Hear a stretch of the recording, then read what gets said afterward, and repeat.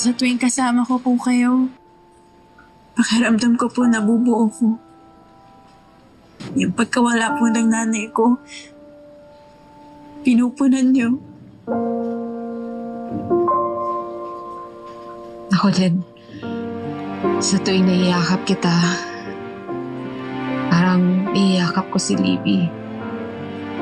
Pero yung pagmamahal na hinahanap ko, ikaw nagbigay. Iniisip ko pa rin po yung mga kaso natin. Bakit humantong sa ganito? Basta alam kong wala kang kasalanan at may nag-set up sa'yo. Parang yung pagkakaset up din po sa inyo. Para palabasin na may kasalanan po kayo sa nangyari kay Ate Leilani.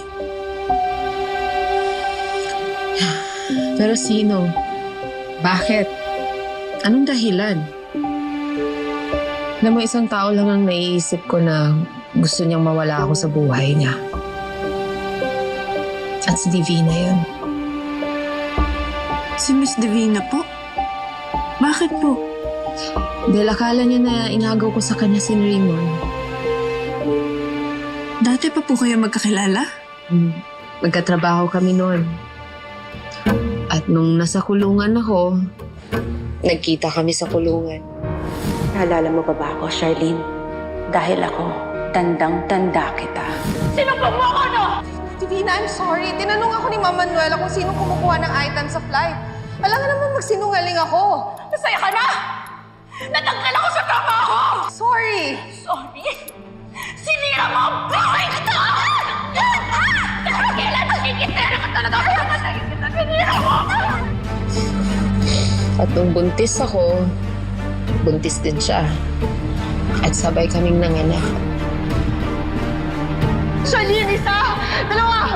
Tatlo!